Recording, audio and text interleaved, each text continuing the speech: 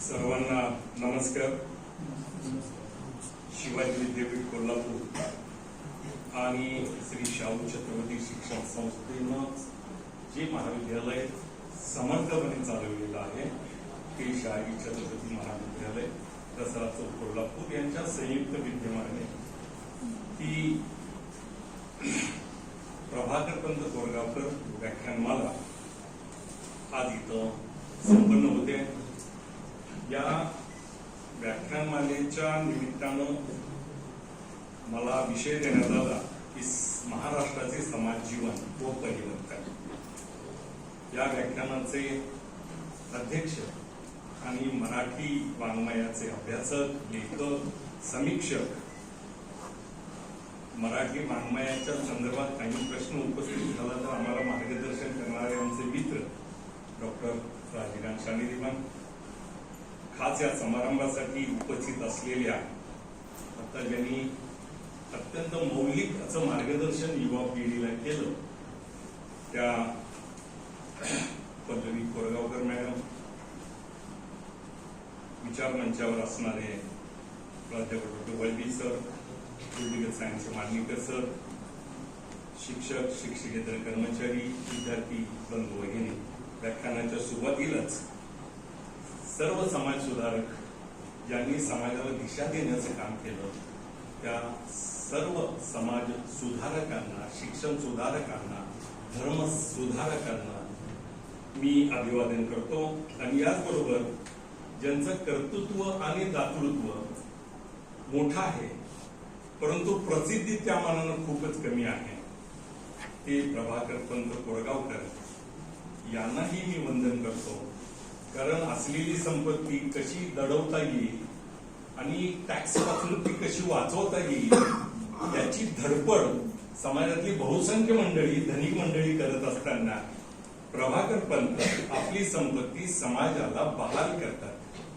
तीही चौकस बुद्धीने, जाणीवपूर्वक, ज्याचा फायदा शिक्षणाच्या आणि समाजाच्या विधायक कार्यक्रमाला होईल अशा पद्धतीचं काम प्रभाकर पंतांनी करून ठेवलेलं आहे.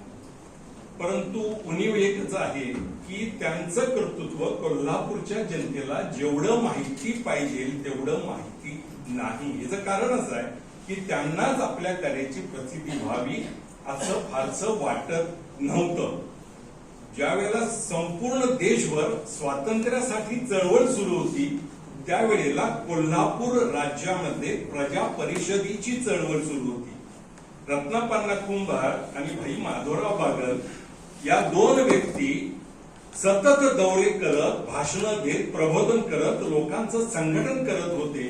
आणि या सगळ्या कामासाठी त्यांना आर्थिक बळाची मोठी आवश्यकता होती आणि हे आर्थिक बळ पुरवण्याचं काम प्रभाकर पंतांनी केलेलं आहे.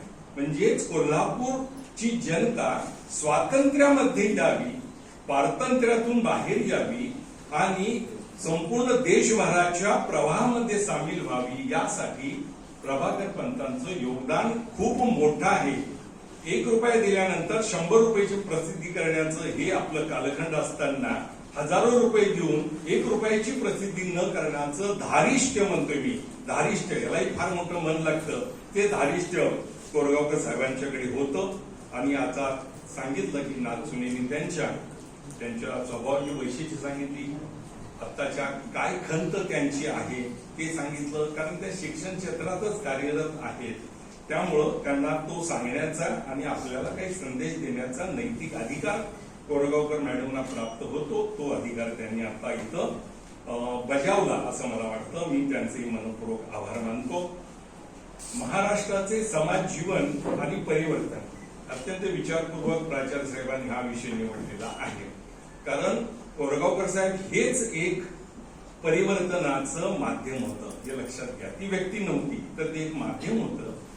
पार्श्वभूमी सर्वसाधारणपणे या विषयाची आपल्याला बघायची गेली तर महाराष्ट्र हा डोंगर दऱ्यांचा प्रदेश आहे. त्यामुळे इथला मराठा हे व्यापक अर्थाने मी म्हणतो, कुठल्याही जातीच्या आणि धर्माच्या संदर्भात नव्हे. महाराष्ट्रात राहणारा तो मराठा ही संकल्पना अनेक विचारवंतांनी मान्य केलेली आहे. त्या अनुषंगानं या डोंगर दऱ्यामध्ये राहणारा हा इथला स्थानिक भूमिपुत्र ज्याला म्हणता येईल तो अत्यंत काटक बनला. भौगोलिक परिस्थितीचा परिणाम हा त्या व्यक्तीच्या एकूण जीवनावर होत असतो तसा तो झाला. आणि उत्तरेला सातपुडा, दक्षिणेला पंचगंगा, पूर्वेस वैनगंगा, तर पश्चिमेला अरबी समुद्र, अशा सगळ्या त्रिकोणी व्यवस्थेमध्ये इथला मराठा काटक बनत आणि उमद्या स्वभावाचा बनत गेला. आणि उत्तर दक्षिण अशा पद्धतीनं पसरलेला जो कोकणचा समुद्र आहे, समुद्राच्या बाजूलाच सह्याद्री पर्वतामुळं देश आणि कोकणाचे दोन भाग पडले. 25 ते 30 मैलाचं ते अंतर आहे. पावसाचं प्रमाण विषम आहे, त्यावेळेला सुद्धा विषम होतं. आज तेच विषमतेची दाहकता आपण या 8 दिवसापूर्वी अनुभवतो आहोत. काही ठिकाणी 25 इंच तर काही ठिकाणी 300 इंच इतका पावसाचा विषमतेचा भाग आपल्याला बघायला मिळाला.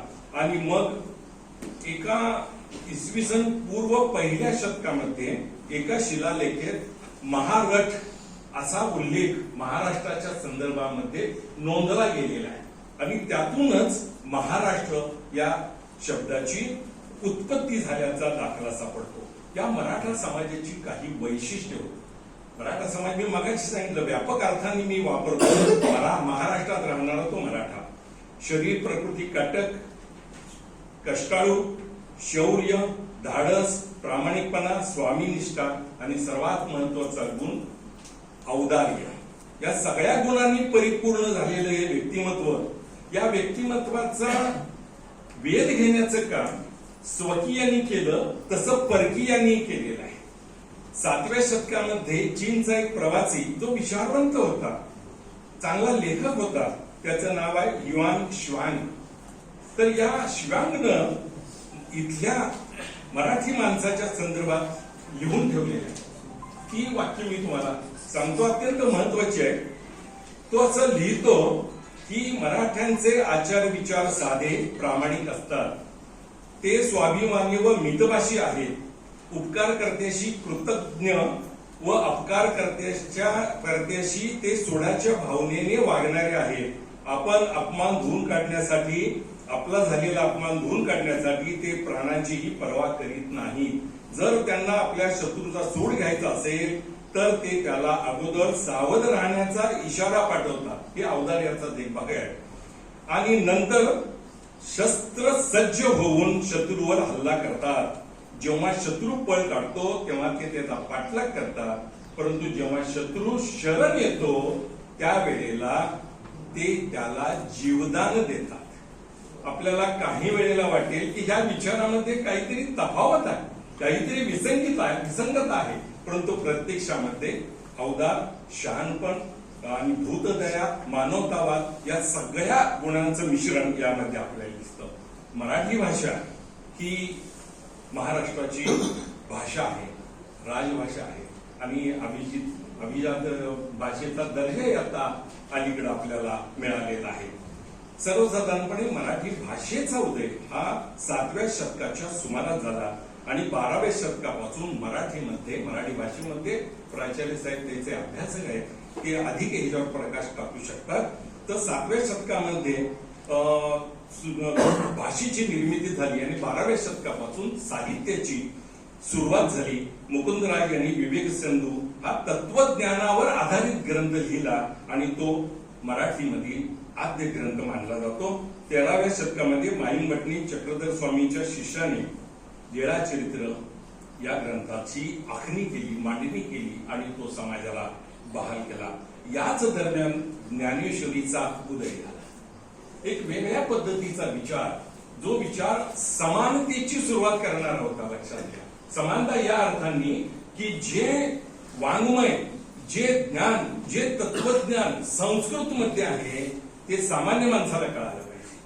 ठराविक लोकांच्याच वाट्याला ते आलेलं आहे, भाग्यात आहे, ते सर्वसामान्य माणसाला मिळालं पाहिजे. यासाठी ज्ञानेश्वर माऊलींनी हा सगळा वैचारिक आध्यात्मिक ठेवा मराठी भाषेमध्ये आणला. आणि ज्ञानेश्वर माऊलींचे अखंड असे आणि ज्याला महत् म्हणावं लागेल, मोठे म्हणावं लागतील असे उपकार मराठी भाषेवर आहे.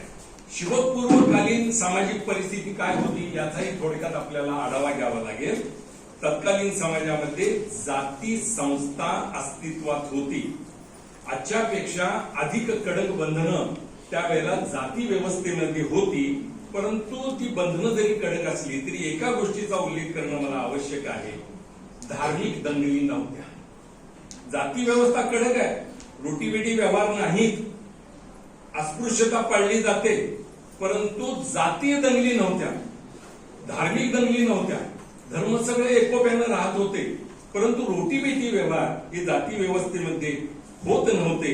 आणि या जाती व्यवस्थेमध्ये मात्र समाज असा दुभंगलेला होता, अस्वस्थ होता.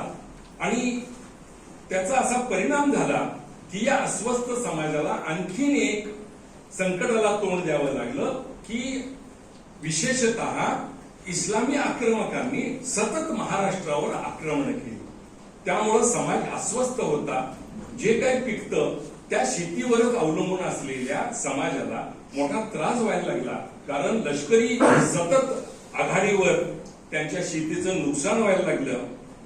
आणि मगाशी सांगितल्याप्रमाणे जाती व्यवस्थेची बंधनं तोडून समाज एकसंघ करण्याचं काम या महाराष्ट्रात पहिल्यांदा जर कुणी केलं असेल तर ते छत्रपती शिवाजी महाराजांनी.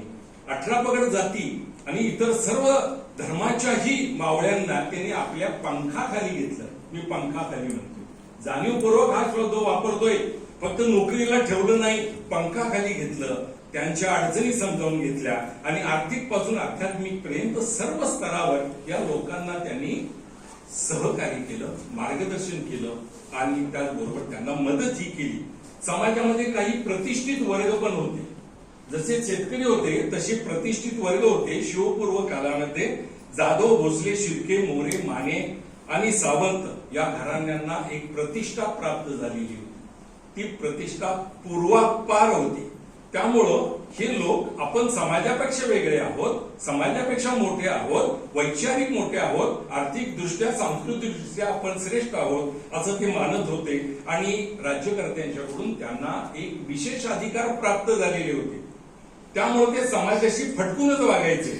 वास्तविक विचारवंतांनी समाजात सहभागी व्हावं हा विचार ते बाजूला ठेवायचे आणि स्वतंत्र आपलं अस्तित्व ते सिद्ध करत असायचे. फौजफाटा आणि जहागिऱ्या यामुळं त्यांचं महत्वाचं असं स्थान अधोरेखित होत होतं. ग्रामीण व्यवस्था काय होती तर ग्राम हा भाग अत्यंत बळकट आणि स्वयंपूर्ण होता. प्रत्येक खेड स्वयंपूर्ण होतं. प्राचीन कालखंडापासून ही स्वयंपूर्णता महाराष्ट्राच्या वाट्याला म्हणजेच भाग्याला आलेली होती. पाटील आणि कुलकर्णी हे गावचे 2 वतनदार असायचे. छोटी वतनं का असेना, परंतु स्थानिक पातळीवर त्यांना मिळालेली होती. त्यामुळे आपोआपच पाटील आणि कुलकर्णी यांच्याच हातामध्ये गावचा कारभार असायचा. शेतकरी एकदा शेतसारा त्यानं दिला की राज्य व्यवस्थेशी त्याचा काही संबंध असायचा नाही. विजापूरचा आदिलशाह कोण झाला आणि कोण आला आणि कोण गेला याच्याशी सामान्य माणसाला काही देणे घेणं असायचं नाही. शेतसारा त्यानं कुलकर्ण्याकडे दिला, पाटलाने त्याची नोंद घेतली की विषय संपला. अशी व्यवस्था होती आणि फारसा संबंध राजव्यवस्थेशी त्यांचा येत नव्हता. न्याय निवाडा गोत सभा करत होती. तेच त्यांचं सत्र न्यायालय, तेच त्यांचं हायकोर्ट आणि तेच त्यांचं सुप्रीम कोर्ट. तिथं जो निर्णय होईल तो वरपर्यंत बहुतांशी मान्य केला जायचा. अपील करण्याची फारशी मुदत किंवा ज्याला आपण सवलत म्हणतो ती काय सवलत असायची नाही.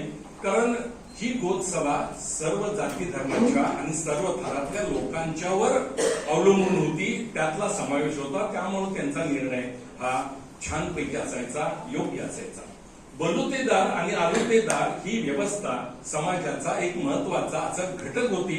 बलुतेदारामध्ये कुंभार, सुतार, लोहार, नावी, परीड, गुरव, महार, मान, चांभार, तराळ, जोशी आणि मुल्लानी यांचा समावेश होता. तर आलुतेदारामध्ये तेली, तांबुळी, साळी, माळी, शिंपी, वाणी, गोंधळी, सनगर, ठाकर जंगम, दर्शी या मंडळींचा समावेश होता. सारांश काय तर पाटील आणि कुलकर्णी ग्रामसभेच्या मदतीनं स्थानिक प्रशासन सांभाळत होते, त्याच वेळेला आलुतेदार आणि बलुतेदार हे खेड्याला स्वयंपूर्ण बनवण्याचं काम करत होते. त्यामुळं मडकं हवं आहे किंवा चामड्याची वस्तू हवी आहे तर गावातल्या गावातच मिळत होती. या सगळ्या स्वयंपूर्ण पार्श्वभूमीवर संतांची एक मालिका महाराष्ट्राला लाभली. महाराष्ट्र त्या अनुषंगाने जर बघायला गेलं तर मोठा भाग्यवान असा भाग आहे, भाग्यवान असं राज्य आहे. त्यामध्ये संत ज्ञानेश्वर 1275 ते 1296, संत नामदेव 1270 ते 1350, संत एकनाथ 1504 ते 1599, संत तुकाराम 1608 ते 1649 आणि समर्थ रामदास 1608 ते 1681. महाराष्ट्राला आध्यात्मिक गुरूंची खूप मोठी परंपरा ही लाभलेली आपल्याला दिसते. लष्करी आक्रमणामुळं आणि धामधुमीमुळं, शेतीच्या नुकसानीमुळं सामान्य माणूस भरडला जात होता, बिस्कटलेला होता. परंतु एक बाब होती की शेतातून आल्यानंतर संध्याकाळी भजनासाठी म्हणून ही सगळी मंडळी मंदिरामध्ये एकत्र जमायची आणि त्यांची आध्यात्मिक भूक भागायची.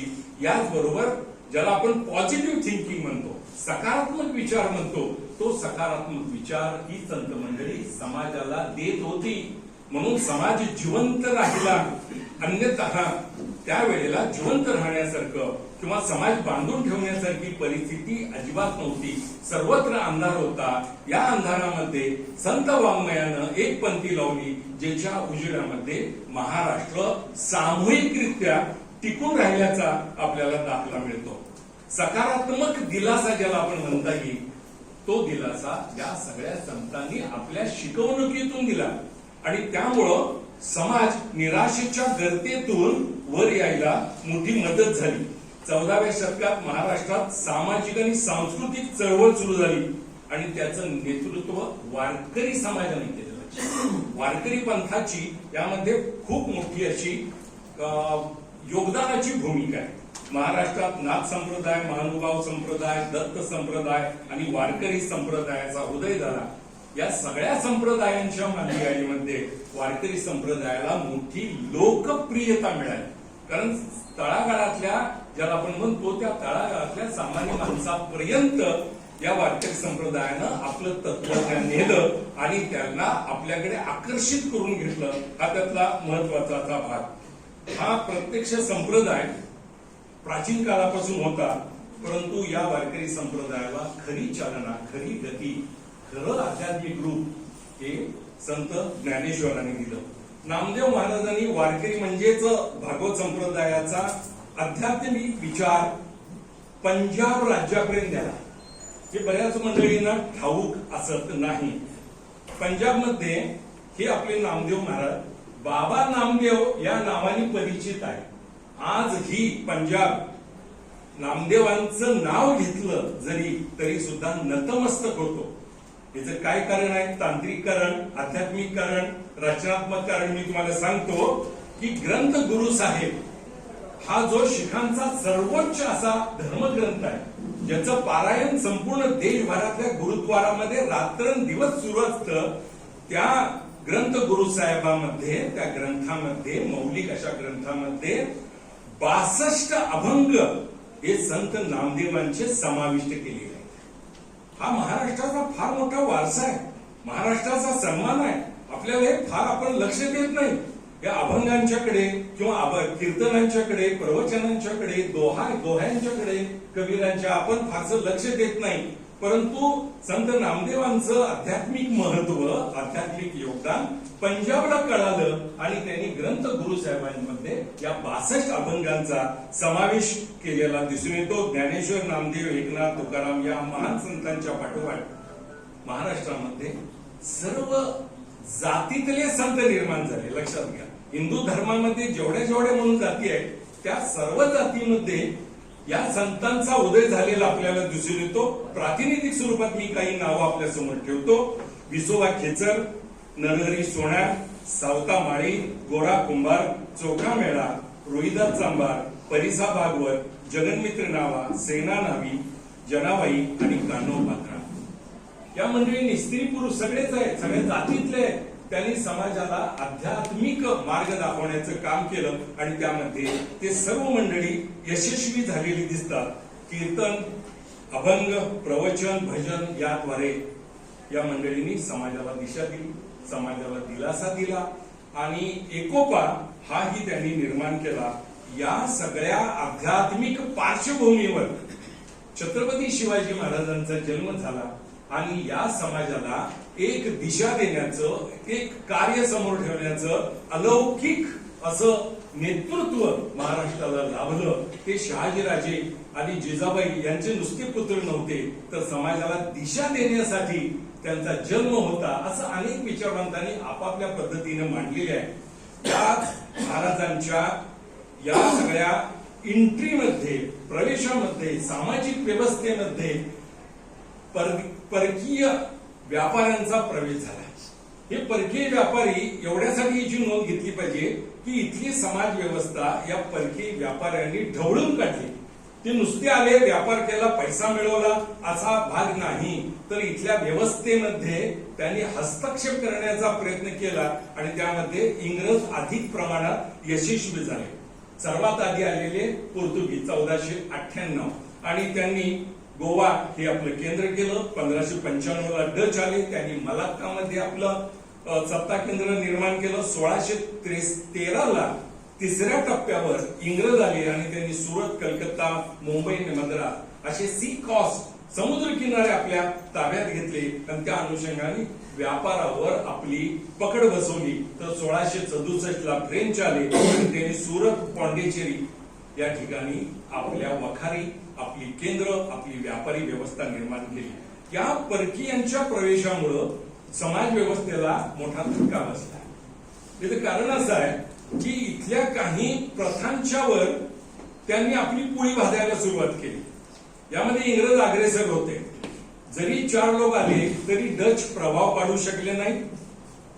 आणखीन फ्रेंचांचा पराभव इंग्रजांनी केला, तर पोर्तुगीजांनी इंग्रजांचं महत्व लक्षात घेऊन आपला बचावात्मक असा पवित्रा घेतला.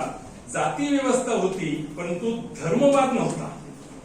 अजून माझा संदर्भ मी स्पष्ट करतो की हिंदू धर्मातल्या जाती व्यवस्था कडक होती, परंतु हिंदू मुस्लिमाची दंगल झाली किंवा हिंदू पोर्तुगीज अशी दंगल झाली किंवा पोर्तुगीज फ्रेंच अशी दंगल झाल्याचे दाखले फार कमी मिळतात. ज्यावेळा पोर्तुगीजांनी इथल्या समाज व्यवस्थेला धक्का लावून आपला धर्म इथं रुजवण्याचा, वाढवण्याचा प्रयत्न केला, त्यावेळेला मात्र छत्रपती शिवाजी महाराजांनी आपल्या तलवारीला हात घातला आणि बारदेसवर स्वारी करून पोर्तुगीजांचं कंबरडं मोडलं. त्याचे दाखले इतिहासामध्ये आहेत आणि पोर्तुगीजांनी माफीनामा दिला आणि पुन्हा आम्ही इथल्या जनतेवर धार्मिक अत्याचार करणार नाही असं लेखी अभिवचन त्यांनी महाराजांना दिलं. इंग्रजांनी 1613 ते 1657 ह्या 140 वर्षामध्ये फक्त व्यापार केलेला आहे. अत्यंत हुशार आणि संयमी महत्वाकांक्षी जमात या चारही व्यवस्थेमध्ये कोण असेल तर ती इंग्रजांची. त्यामुळे 140 वर्ष त्यांनी अर्थकारण या देशातलं आपल्या हातात घेतलं. महाराष्ट्र त्याला अपवाद नव्हता, कारण 2-3 ठिकाणं महाराष्ट्रातलीच होती त्यांच्या ताब्यामध्ये. त्यामुळं आपोआपच महाराष्ट्राच्या समाज व्यवस्थेवर त्यांचा मोठा परिणाम झाला आणि 1857 ला एक उठाव झाला. ज्या उठावाच्या अनुषंगानं इंग्रजांनी धडा घेतला की आपला या उठावामध्ये आपल्याला त्रास का झाला, समाज एकसंघ का बनला. याचं कारण असं आहे की हिंदू मुस्लिम एकत्र होऊन आपल्या विरुद्ध लढले. हिंदू मुस्लिमांनी एकत्रितपणे या उठावामध्ये भाग घेतला आणि मग त्यांनी आपली पॉलिसी बदलली. 1 नोव्हेंबर 1858 ला अलाहाबादला एका समारंभामध्ये लॉर्ड कॅनिंग असं जाहीर केलं, ईस्ट इंडिया कंपनी बरखास्त करण्यात आलेली आहे आणि सर्व सत्तासूत्र ब्रिटिशांच्या ताब्यात, ब्रिटिश पार्लमेंटच्या ताब्यात आलेली आहेत आणि ब्रिटिश राजा किंवा राणी या देशावर इथून पुढे राज्य करणार. आणि त्याचा परिणाम असा झाला की राष्ट्रीय जागृती व्हायला सुरुवात झाली. इंग्रजांनी काही गोष्टी चांगल्याही केल्या. इतिहास वस्तुस्थितीची ती दखल घेत असतो. वस्तुस्थिती ही आहे की इंग्रजांनी अन्याय केले हे खरोखरच आहे, यात काय वाद असायचं काय कारण नाही आहे. परंतु याबरोबर काही लौकिक अर्थाने ज्याला आपल्याला सुधारणा म्हणता येईल तशा सुधारणाही त्यांनी केल्या. आणि या सगळ्या असंतोषामधून 1885 ला तारीख सांगायची 28 डिसेंबर 1885 ला मुंबईमध्ये हिंदी राष्ट्रीय सभेची स्थापना झाली. हिंदी राष्ट्रीय सभा, राष्ट्रीय सभा, इंडियन नॅशनल काँग्रेस आणि नॅशनल काँग्रेस अशा 4 नावांनी जी ओळखली जाते ती राष्ट्रीय सभा निर्माण झाली आणि त्याचे 3 गट पडतात. समाज व्यवस्थेमध्ये कसा बदल होत गेला यासाठी मी थोडासा 1 मिनिट आपला घेतो की 1885 ते 1905 ही जी 20 वर्ष आहे यातल्या काँग्रेसला मवाळ काँग्रेस म्हटलं जातं. 1905 ते 1920 ही जहाल काँग्रेस म्हणून ओळखलं जातं कारण त्यांची विचारसरणी जहाल होती. मवाळ लोक मवाळ पद्धतीने राहत होते आणि इंग्रजांना दुवा देत होते. मवाळा काँग्रेसचं वैशिष्ट्य हे की नंतर त्या विचाराची खिल्ली उडवली गेली विचारवंतांच्याकडून. मवाळ काँग्रेस असं म्हणत होती की यावत चंद्र दिवा करू, चंद्र सूर्य असेपर्यंत इंग्रजांची सत्ता या देशावर राहो आणि आमचं कल्याण हो असं ते म्हणत होते. म्हणून जहालवाद्यांनी मवाळवाद्यांची खिल्ली उडवायला सुरुवात केली. जहाल मधले आणखीन एक गट पुढे गेला जो गट दहशतवादी कृत्य करायला लागला. टेलिफोनच्या तारा उघडणं, पोस्ट जाणणं, कलेक्टर कचेरी लुटणं, कलेक्टरचा खजिना लुटणं, कोषागार म्हणजे ट्रेझरी लुटणं असे सगळे प्रकार सुरू झाले आणि समाज क्रांती घडली ती 1920 ला. 1920 ते 1947 ही 27 वर्ष काँग्रेसचं कर्तृत्व आणि नेतृत्व गांधीजींच्या खात्यावर जमा होत आहे. या 27 वर्षाला गांधी काँग्रेस म्हणून ओळखलं जातं. गांधीजीने एके ठिकाणी म्हणून ठेवलेलं आहे की मी साधा 4 आण्याचा सभासदही नाही काँग्रेसचा. म्हणजे त्यावेळेला वार्षिक वर्गणी 4 आणे होती. नवीन पिढीला सांगतो की 16 आण्यांचा रुपया होता त्यावेळेला. म्हणून अजून 4 आणे 8 आणे हे आपल्याला जे कानावर पडतात. दशमान पद्धती नंतर आली, 100 पैशांचा रुपया हा नंतर आला. परंतु त्याच्या आधी सर्वसाधारण 1553 मध्ये शेरशहानं हा रुपया स्थापन केला जो इंग्रजांनी इथून जाईपर्यंत पाळला आणि दशमान पद्धती रुपया 16 आण्यांचा रुपया. आणि म्हणून गांधीजी असं म्हटले मी काँग्रेसचा 4 आण्याचा सभासद नाही. सभासद नसलेल्या व्यक्तीनं काँग्रेसचं नेतृत्व 27 वर्ष केलं. म्हणजे समाज मान्यता कशी एखाद्या व्यक्तीला मिळू शकते आणि का मिळू शकते याचा उहापोह मी सांगतो की पहिली काँग्रेस ज्या वेळेला स्थापन झाली त्यावेळेला समाजातला उच्चभ्रू वर्ग सदस्य होता आणि कार्यरत होता. पत्रकार, वकील, विचारवंत, बातमीदार हीच मंडळी त्यामध्ये होती पहिल्या काँग्रेसमध्ये. नंतरच्या काँग्रेसमध्ये विचारवंत, सुशिक्षित, क्रियाशील कार्यकर्ते आले.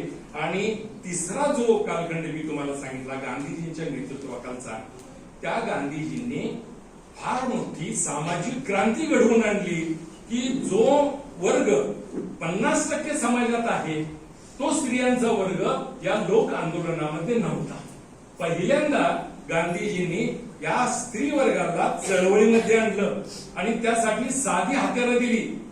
असहकार, मिठाचा सत्याग्रह, कायदा तोडायचा ही अत्यंत साधी हत्यारं त्यांनी या समाजामध्ये हातात दिली. त्याचा परिणाम असा झाला की सामाजिक क्रांती घडून आली आणि सर्वसामान्य माणूस गांधीजींच्या बरोबर या सगळ्या आंदोलनामध्ये उतरला. एक त्याचं मिठाचा सत्याग्रह अगदी पहिले पंतप्रधान आणि स्वातंत्र्य सैनिक, विचारवंत ज्यांच्या आज दुर्दैवानं काही कमतरता शोधण्याचा प्रयत्न होत असतोय तो आपला आजचा विषय नाही आहे. परंतु मिठाचा सत्याग्रह याबाबत नेहरूंनी आपल्या डिस्कवरी ऑफ इंडिया पुस्तकामध्ये लिहिलेलं आहे की मीठ ही स्वयंपाकातली एक वस्तू जन आंदोलनाचं निमित्त कसं होईल असं मला वाटलं होतं. परंतु या मिठानंच संपूर्ण क्रांती घडवून आणली. त्याच्यावर एक कवन त्यावेळेला रचलं गेलं. उचललेस तू मीठ मुठभर, साम्राज्याचा खचला पाया, स्वराज्याचा रचला पाया. एका मिठानं ही एवढी क्रांती घडवून आणली. आपण आता मुख्य प्रवाहाकडे वळूया. समाजात अंधश्रद्धा आणि अनिष्ट प्रथा होत्या. या सगळ्या अनिष्ट प्रथा अंधश्रद्धेवर आधारित होत्या. याची यादीच करता येईल इतकी मोठी ही सगळी व्यवस्था आहे. जातीभेद, ब्राह्मण, क्षत्रिय, वैश्य आणि शूद्र या 4 जातीमध्ये हा सगळा समाज विखुरलेला होता. कुठल्याही 2 समाजामध्ये जाती व्यवस्थेमध्ये बेटी व्यवहार होत नव्हता. अस्पृश्यता, शूद्रांना स्पर्श करणं, त्यांची सावली सुद्धा आपल्या अंगावर पडू न देणं, याला अस्पृश्यता म्हटलं जातं. हे शब्द मी का सांगतो, कारण नवीन पिढीला याचं काय फारसं माहिती नाही, पुस्तकामध्येच कळते. याचे चटके किंवा याचे दाहकता त्यांना कधीच कळाली नाही. आजोबांनी वगैरे आजीनी ते भोगलं असेल. व्रतवैकल्य, नमाज करणे, उपवास करणे, व्रत करणे वगैरे. शुभ अशुभ वेळ आणि प्रसंग, शुभ वेळ पाहूनच पाऊल पुढं टाकायचं. मगाशी मी म्हटलं की क्रांती ज्यांनी केली सामाजिक, धार्मिक, आध्यात्मिक आणि धार्मिक ज्याला आपण म्हणतो अंधश्रद्धेला, ती छत्रपती शिवाजी महाराजांनी. त्या संपूर्ण आयुष्यामध्ये त्यांनी शुभ अशुभ वेळ पाहिली नाही. बहुतेक सगळ्या मोहिमा त्यांच्या अमावस्येला रात्री सुरू व्हायच्या. अमावस्येला रात्री घरातून सुद्धा आपण बाहेर पडायचं टाळतो. अमावस्या आहे, अमावस्या आहे. नेमकं काय आहे हे अजून खगोलशास्त्रज्ञांना तेवढं कळालंय, सामान्य माणसाला कळालेलं नाही. महाराजांनी मात्र आपल्या सगळ्या मोहिमा अमावस्येच्या रात्री आखल्या, कारण काळोख असायचा आणि त्यावेळेला आपली हालचाल शत्रूच्या लक्षात येत नव्हती. 13 जुलै पावसाळ्या रात्री पन्हाळ्याहून निसटल्यामुळं महाराज विशाळगडाला सुरक्षितरित्या जाऊ शकले. हा लष्करी इतिहास आहे. शुभ वेळ पाहिली ती पेशव्यांनी पाहिली. 1761च्या पानिपतच्या युद्धाला जात असताना सर्वसाधारण 15 तज्ञ माणसांचं शिष्टमंडळ नेमलेलं होतं. कशासाठी की भाऊसाहेबांनी उजवं पाऊल पुढे शनिवार वाड्यातून पुढे कुठल्या मुहूर्तावर टाकायचं. त्या 15 जणातल्या 3 सांगितलं की शुभ मुहूर्त आता नाही आहे. 12 जणांनी सांगितलं लेका गबस, दक्षिणा भरपूर आहे रे, कशाला तू सांगायला लागलायस, आम्ही सांगतोय ना, तू जरा गप्प बस. आणि त्याला गप्प बसवून मुहूर्त सांगितला गेला, दक्षिणा घेतली गेली. काय झालं हे आपल्याला ठाऊक आहे. जाताना भाऊसाहेब अंधश्रद्धेच्या आहारी गेले.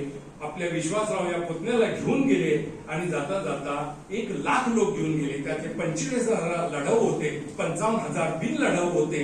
नुसते गेले नाही तर काशी वगैरे सर्व धर्मस्थळ, व्रत वैकल्य सगळं करत गेले. तोपर्यंत उत्तरेत अहमदच्या अब्दालीनं तलवारीनं छानपैकी धार केलेली होती आणि मराठ्यांचा अत्यंत दारुण असा पराभव झाला आणि मन पडली, पानिपत झालं. तर वेठबिगार वतनदारांच्याकडे सामान्य माणूस कामाला असायचा, आयुष्यभर तो काम करायचा. फक्त वर्षाला 2 ड्रेस, कपडे आणि 2 वेळचं भोजन, या पलीकडे त्याला काही मिळायचं नाही. दास दासी, आजन्म दास दासी या वतनदारांच्याकडे, श्रीमंत लोकांच्याकडे होत्या.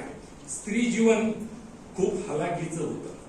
चूल आणि मूल याच्या पलीकडे तिसरा शब्द या मंडळींना ठाऊक नव्हता. शिक्षणाचा अधिकार नव्हता. धर्मकार्यात भाग घेण्याची स्त्रियांना बंदी होती. धर्म पठण सुद्धा करता येत नव्हतं. धर्म विचार ऐकण्याचे स्वातंत्र्य सुद्धा त्यांना नव्हतं. सती पद्धत, आज हा शब्द सुद्धा तरुण पिढीच्या कानावर फारसा पडत नाही. सोशल रिफॉर्म इन महाराष्ट्र यामध्ये येईल तेवढाच. पतीचं निधन झालं की त्याच्याबरोबर सती जायचं म्हणजे काय, तर त्याचं डोकं आपल्या मांडीवर घ्यायचं आणि स्वतःला जाळून घ्यायचं. राजा राम मोहन रॉय, स्पर्धा परीक्षेला बसणाऱ्या विद्यार्थ्यांनी हे लक्षात ठेवत, राजा राम म्हणायचं नाही, कारण राजा ही मुघल बादशाहनं त्यांना दिलेली पदवी आहे. राजा राम मोहन रॉय यांच्या बंधूंचं निधन झाल्यानंतर ज्या क्रूर पद्धतीनं त्यांना त्यांच्या वहिनींना जाळण्यात आलं ते बघून त्यांना अपार दुःख आणि राग या भावना त्यांच्या मनामध्ये निर्माण झाल्या आणि त्यांनी आंदोलन केलं. आणि 1829ला लॉर्ड वेल्टिंगनं कायदा केला की सती जायचं नाही. सती जाळायला जो प्रवृत्त करेल आणि त्यावेळेला जो हजर राहील त्याला गुन्हेगार ठरवण्यात येईल, अशा पद्धतीचा कायदा केला. परंतु त्यालाही समाजाने विरोध केला. बालविवाह, लहान मुलींचे विवाह, विधवा विवाहाला बंदी, केशवपण हा शब्दही आता बाजूला पडत गेलाय. प्रथा संपली, त्यामुळे या शब्दाचंही आपोआपच बंदिस्तपणा आला. असं विधवेला पूर्णपणे डोक्याचे केस काढावे लागायचे आणि अत्यंत जाडं भरडं असं लाल वस्त्र किंवा साडी तिला परिधान करावी लागायची, जेणेकरून तिनं विद्रूप दिसावं आणि कुठल्याही पुरुषाचं लक्ष त्या स्त्रीकडं विधवेकडे जाऊ नये अशा पद्धतीची ती व्यवस्था होती. महात्मा फुल्यांनी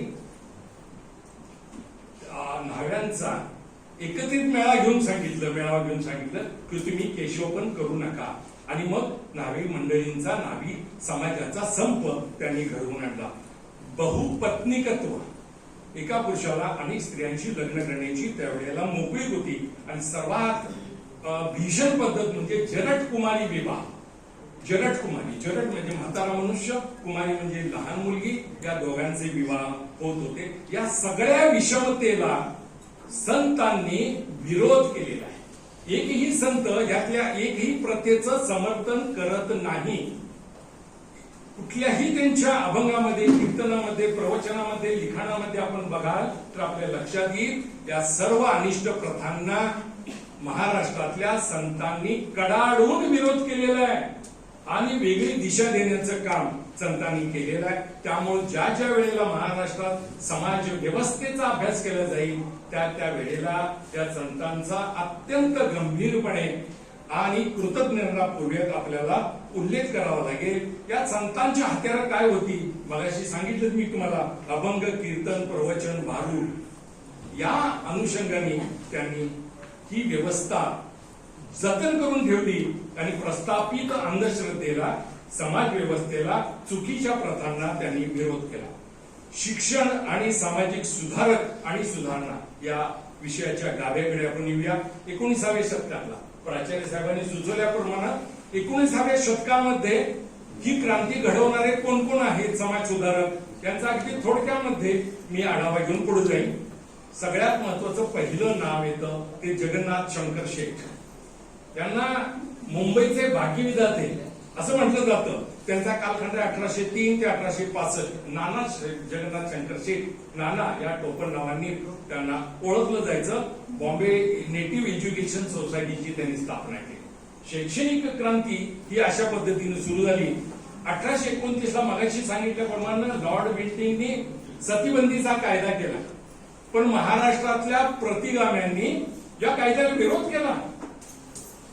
हे दुर्दैवी म्हणावं लागेल. स्त्रियांना जाळून मारण्यासाठी लॉर्ड बेंटिंकने तर आपल्या रिपोर्टमध्ये असं म्हटलेलं आहे की इथं मला एकच धर्म असा दिसतो की जो धर्माच्या नावाखाली स्त्रीचा खून करतो. कारण हे पटवून देण्याचं काम राजा राममोहन रॉय यांनी केलं आणि ते लॉर्ड बेंटिंकला पटलं आणि लॉर्ड बेंटिंकने तो कायदा केला.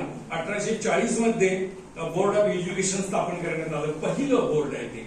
तर त्यावेळेला 1856 पर्यंत नाना त्याचे सदस्य होते आणि फंड जमवून नानांनी एल्फिस्टन कॉलेजची स्थापना केली आणि ग्रँड मेडिकल कॉलेजची स्थापना केलं. 1848 ला जगन्नाथ शंकर शेठ यांनी आपल्या घरात मुलींच्यासाठी शाळा सुरू केलेली होती. त्यामुळे त्यांना आधुनिक मुंबईचे जनक किंवा शिल्पकार किंवा निर्माते असं म्हटलं जातं. त्यानंतर आचार्य बाळशास्त्री जांभेकर 1810 ते 1846 ही नावं ही आपल्या तरुण पिढीला वारंवार सांगावी लागतात की गोरगावकर मॅडमने आपली खंत व्यक्त केली की नावापासून आपण दूर आहोत. प्राचार्य साहेबांनी सांगितलं की भिंतीपत्रक का केलंय तर समाज सुधारक कोण होऊन गेले हे तरी किमान आजच्या पिढीला कळायला हवं. 1810 ते 1846 आचार्य बाळशास्त्री जांभेकर हे नाव कायम लक्षात ठेवा की 1832 ला त्यांनी पहिलं वृत्तपत्र सुरू केलं. या वृत्तपत्राचं नाव आहे दर्पण. स्पर्धा परीक्षेला हा प्रश्न वारंवार विचारावा जातो.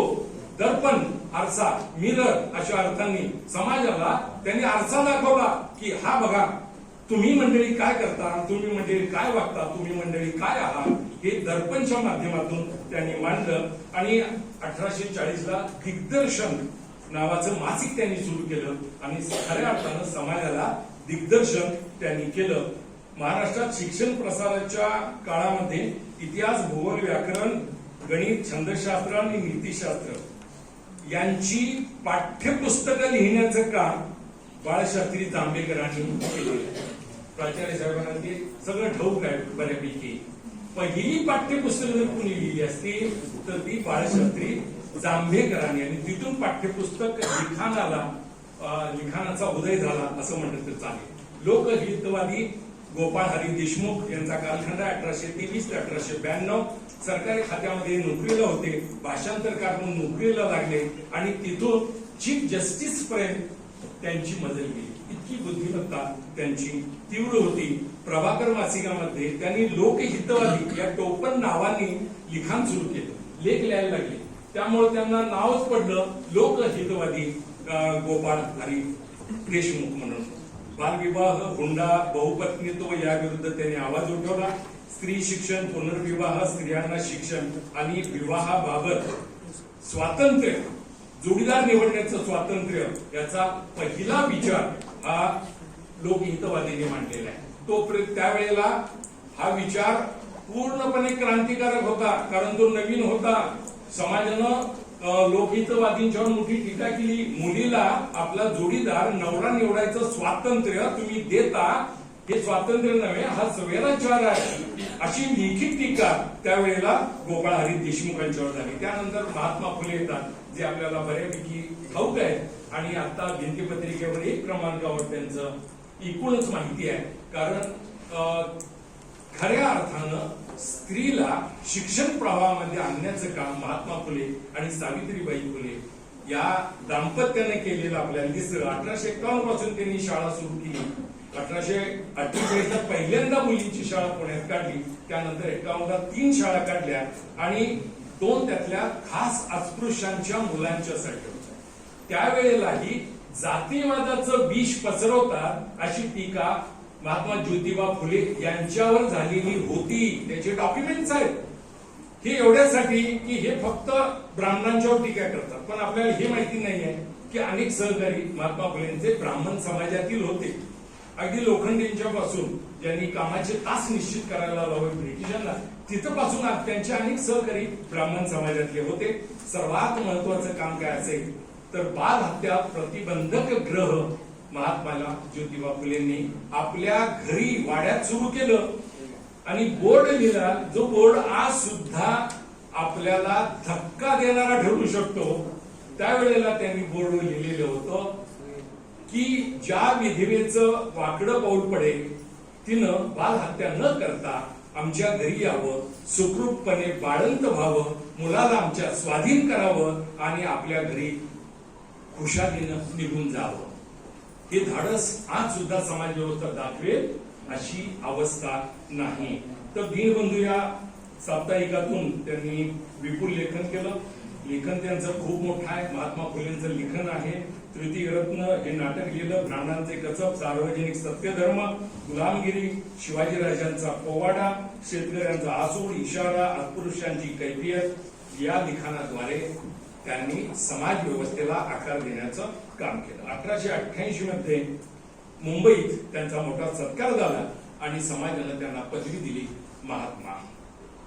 महाराष्ट्राचे मार्टिन ल्युथर किंग वगैरे वगैरे अनेक उपाध्या समाजाने त्यांना दिल्या. त्यानंतर त्यांच्या पत्नींचा उल्लेख अपरिहार्य आहे. पुण्यात आता बऱ्याच वेळेला असं झालेलं आहे की ही सगळी त्यांची कागदपत्र जाळून टाकण्याचं काम केलं, असं प्रसिद्ध विचारवंत डॉक्टर हरी नरके यांनी जाहीररित्या लेखी आरोप केलेले आहेत.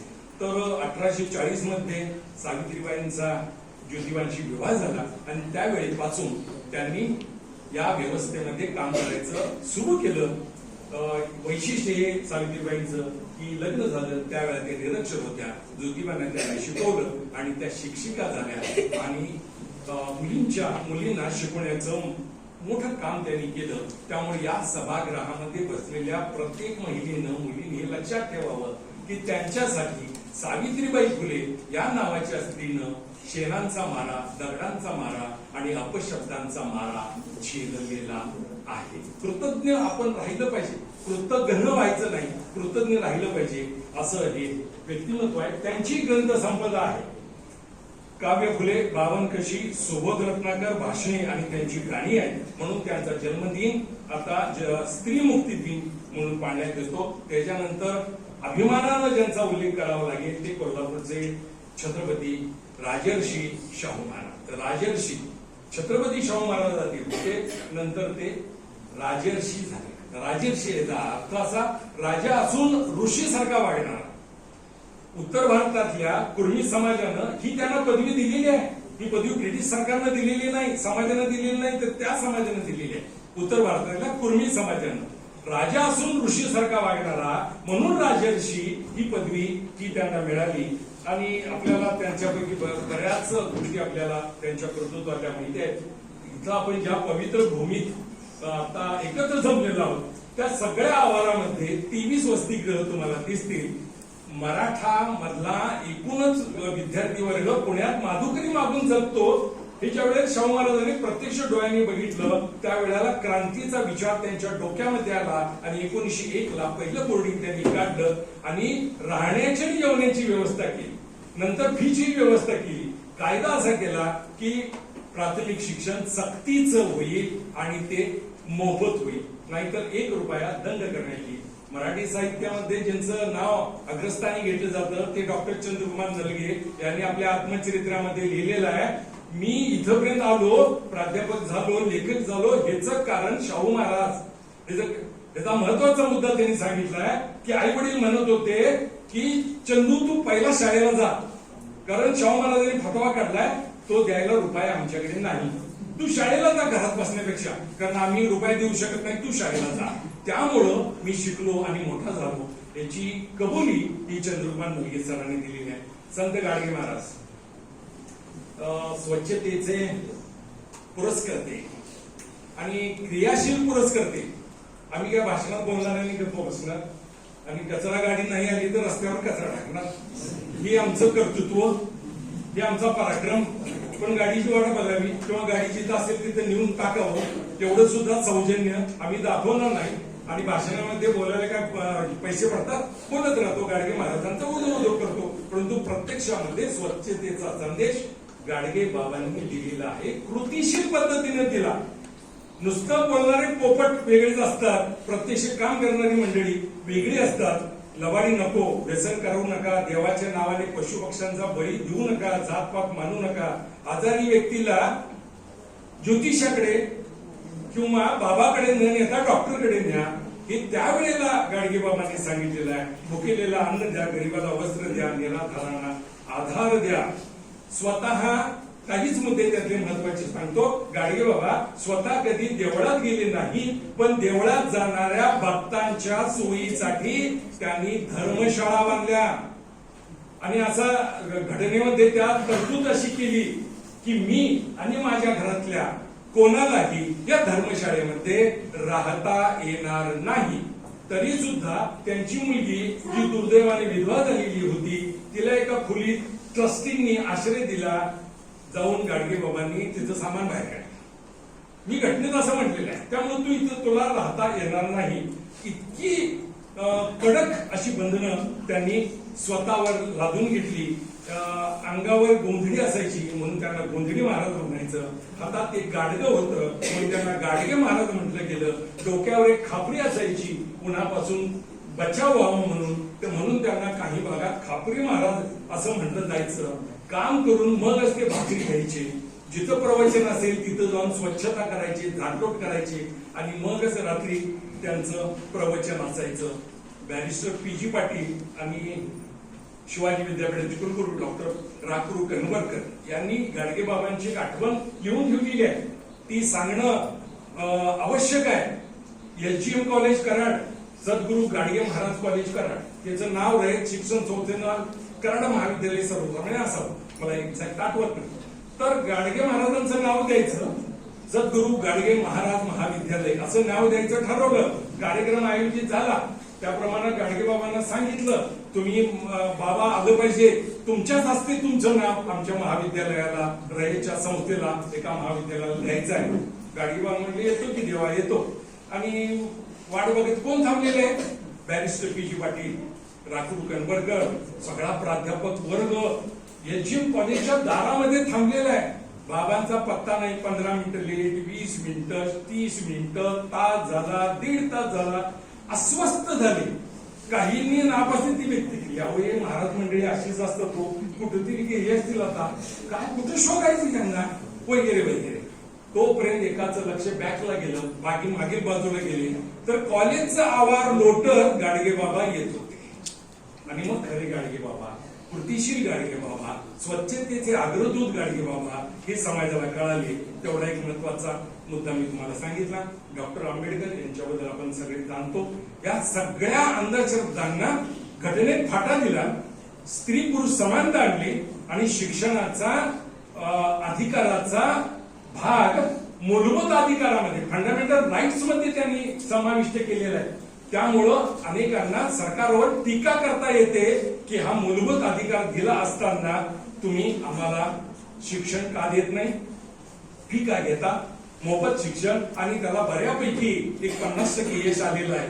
मुलींना शिक्षणाच्या संदर्भातलं शुल्क माफ झालेलं आहे, बऱ्याच अंशी झालेलं आहे. त्यानंतर कर्मवीर भाऊराव पाटील येतात की ज्यांनी समाजामध्ये अत्यंत एकी स्वरूपात निर्माण केली. स्वावलंबी शिक्षण हेच आमचं ब्रीद मानून त्यांनी रयत शिक्षण संस्था स्थापन केली, वाढवली आणि स्त्री पुरुष समानता आणि समाजातला जो विषमतेचा भाग आहे तो काढून टाकला. सर्व जाती धर्मातले विद्यार्थी एकत्र आणले, त्यांना एकत्रित ठेवलं, एकत्रित जेवायला घातलं आणि एकत्रित शिकवलं. महात्मा गांधींनी त्यांच्या या उपक्रमाबद्दल अत्यंत गौरवाचे उद्गार काढलेले आहेत. गांधीजी असं म्हणाले की मला जे साबरमती आश्रमात शक्य झालं नाही ते भाऊराव पाटलांनी महाराष्ट्रात शक्य करून दाखवलं. आता अंतिम पर्वाकडे आपण येऊ. परिवर्तन. सरांनी फार विचारपूर्वक हा शब्द योजलाय. काय परिवर्तन झालं? सामाजिक मूल्य विकसित झाली, समाज व्यवस्था सुधारली, संतांनी मोठं काम केलं, समाज सुधारक निर्माण झाले, कायदे झाले. परंतु परिवर्तन नेमकं काय झालं हे 2025 ला किंवा त्याच्या आधी 20व्या शतकाच्या सुरुवातीचा भाग बघितला तर या सर्व विचारवंतांचं एकच सूत्र होतं की या सर्व विषमतेवर एकच रामबाण उपाय आहे, तो म्हणजे शिक्षण. महात्मा फुलेंचा विचार हा शाहू महाराजांनी स्वीकारला, शाहू महाराजांचा विचार डॉक्टर आंबेडकरांनी घटनेत आणला. म्हणून फुले शाहू आंबेडकर अशी जी विचारधारा येते त्याला हे कारण आहे, हे क्रोनॉलॉजी आहे, कालानुक्रम आहे म्हणून येत नाही. तर फुलेंचा विचार हा शाहू महाराजांनी स्वीकारला, शाहू महाराजांचा विचार डॉक्टर आंबेडकरांनी घटनेमध्ये समाविष्ट केला. ज्या घटनेला आज सुद्धा अत्यंत महत्वाचं असं स्थान आहे आणि ज्याच्या आधारे मी आज उभारून बोलतोय इथं आणि तुम्ही ऐकू शकता. ह्याच्यावर अजून बंद आलेली नाही, कारण फंडामेंटल राईट्स मध्ये भाषण स्वातंत्र्य आहे. कुठेही मला जायचं स्वातंत्र्य आहे. इथल्याही महाविद्यालयात येऊ शकतो, मुंबईच्याही महाविद्यालयात जाऊन बोलू शकतो. हा जो विहाराचा, आचाराचा, भाषणाचा, शिक्षण घेण्याचा आणि नोकरी करण्याचा अधिकार आहे तो मिळालेला आहे. पुरुषासोबत महिलांना शिक्षणामध्ये सहभागी होता आला, महिलांमध्ये आपल्या अधिकाराची जागृती झाली. हा एक मुद्दा महत्वाचा आहे. सर्व क्षेत्रामध्ये महिलांना संधी व अधिकार मिळाला. हा परिवर्तनाचा एक भाग आहे. समान काम समान वेतन हे जवळजवळ 80% हे सिद्ध झालेलं आहे आणि हे घेतलं जातं. अजूनही ग्रामीण भागात पुरुष मजुराला मजुरी वेगळी आणि स्त्री मजुराला मजुरी कमी दिली जाते. तेवढाच एक भाग जर सोडला तर समान काम समान वेतन आहे, काही अपवाद आहे. मुलींच्या जन्माचं स्वागत हा मुद्दा 1 तास ते सव्वा तास भाषणाचा होऊ शकतो.